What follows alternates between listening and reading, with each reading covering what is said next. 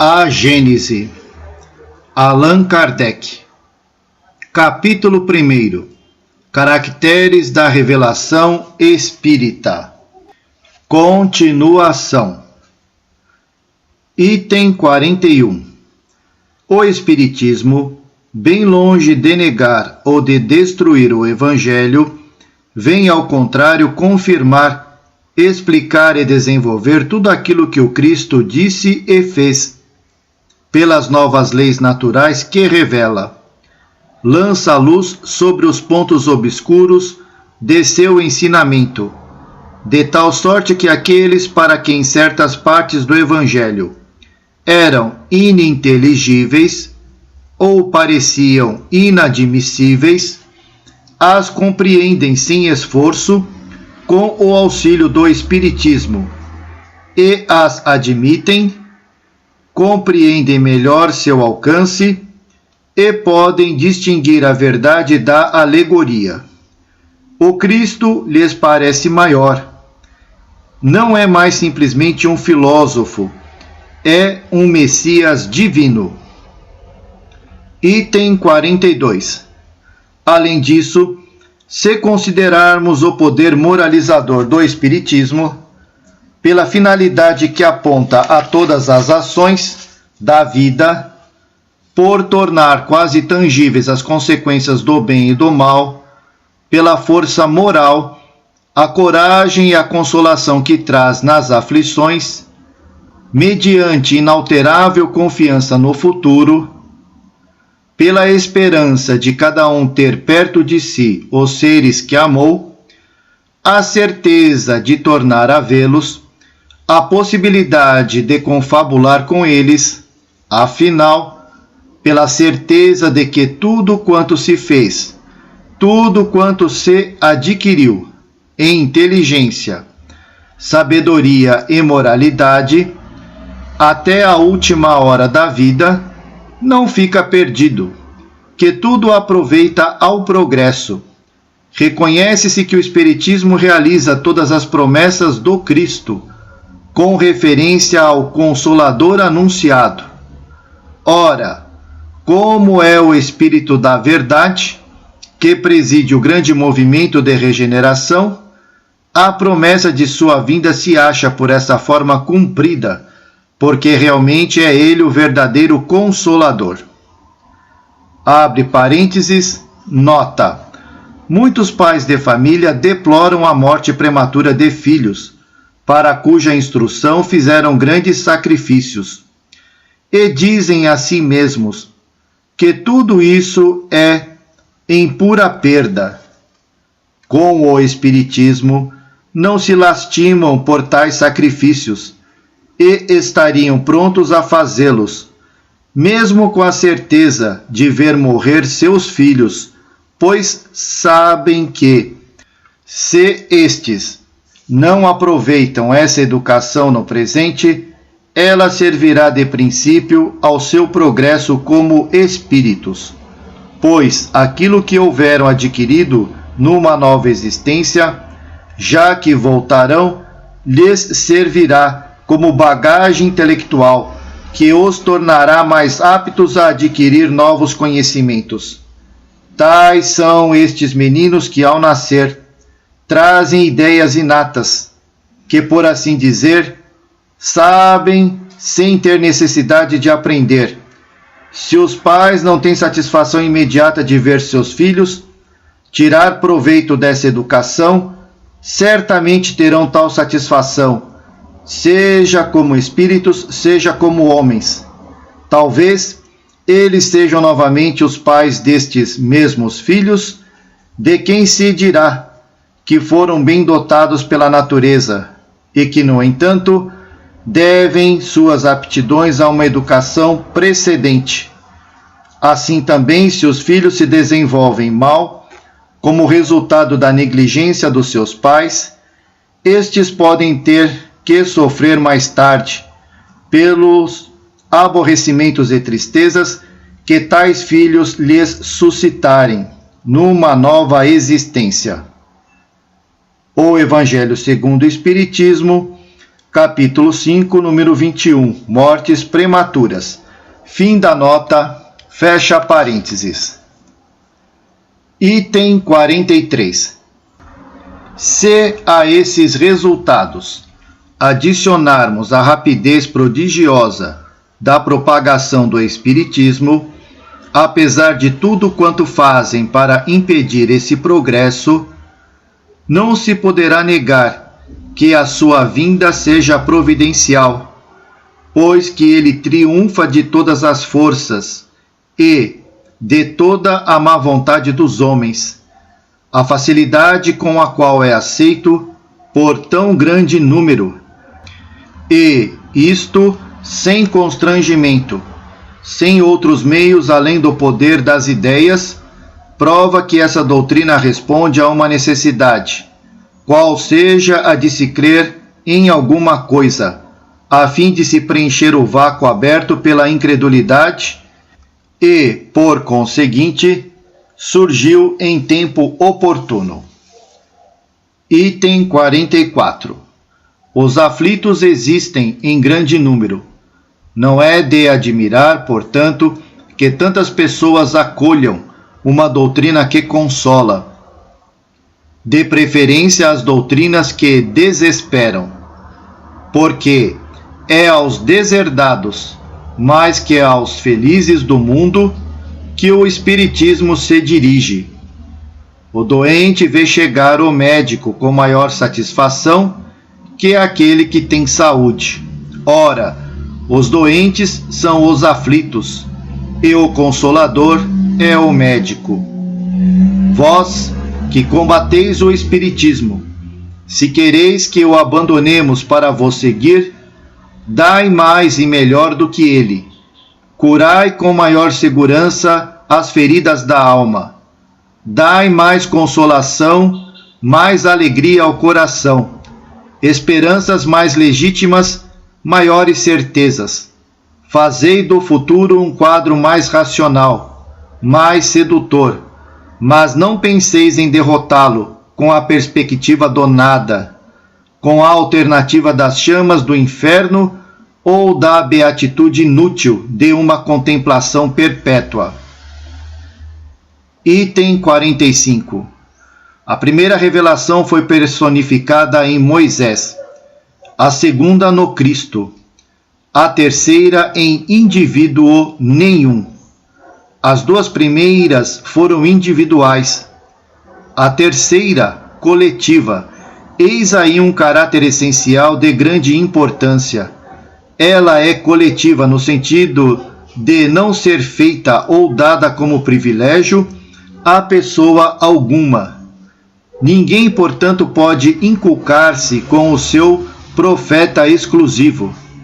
Foi espalhada simultaneamente sobre a terra a milhões de pessoas, de todas as idades e condições, desde a mais baixa até a mais alta escala, de acordo com esta predição registrada pelo autor do Atos dos Apóstolos. Abre aspas. Nos últimos tempos, disse o Senhor, derramarei meu espírito sobre toda a carne. Os vossos filhas e filhas profetizarão. Os mancebos terão visões, e os velhos terão sonhos. Fecha aspas. Abre parênteses, Atos, capítulo 2, versículos 17 e 18. Fecha parênteses. Ela não proveio de nenhum culto especial, a fim de um dia servir de ponto de ligação a todos. Abre parênteses, nota. Nosso papel pessoal no grande movimento das ideias que se prepara pela ação do Espiritismo e que começa a se operar é o do observador atento, que estuda os fatos para pesquisar sua causa e deduzir-lhe as consequências. Temos confrontado todos os fatos que nos tem sido possível reunir. Temos comparado e comentado as instruções dadas pelos Espíritos sobre todos os pontos do globo. e depois temos coordenado o seu conjunto, metodicamente. Numa palavra, temos estudado e dado a público o fruto de nossas pesquisas, sem atribuir a nossos trabalhos outro valor, senão o de uma obra filosófica, deduzida da observação e da experiência, sem jamais nos colocarmos como chefe de doutrina, nem ter pretendido impor nossas ideias a ninguém. Ao publicá-las, usamos um direito comum e os que as têm aceito o fazem livremente. Se essas ideias têm encontrado numerosas simpatias, é que elas têm tido o mérito de dar resposta às aspirações do grande número, e disso não nos poderíamos vangloriar, pois tal não nos pertence. Nosso maior mérito é o da perseverança e do devotamento à causa que abraçamos. Em tudo isso, temos feito o que outros poderiam fazer como nós. É por isso que jamais tivemos a pretensão de nos crermos um profeta ou um Messias, e ainda menos de nos darmos como tal. Fim da nota, fecha parênteses. Item 46.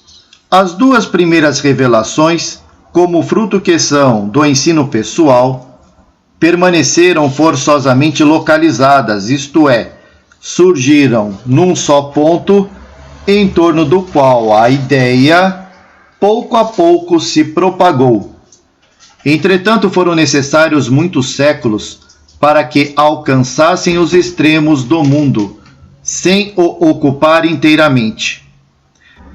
A terceira tem isso de particularidade, que não se achando personificada em um só indivíduo, produziu-se simultaneamente em milhares de pontos diferentes, os quais se tornaram centros ou focos de irradiação. Multiplicando-se esses centros, seus raios se reúnem pouco a pouco, como os círculos formados por um punhado de pedras lançadas na água, de tal maneira que, em determinado tempo, acabarão por cobrir toda a superfície do globo. Esta é uma das causas da rápida propagação da doutrina. Tivesse ela surgido em um só ponto, tivesse sido obra exclusiva de um homem, teria formado uma seita em torno dele.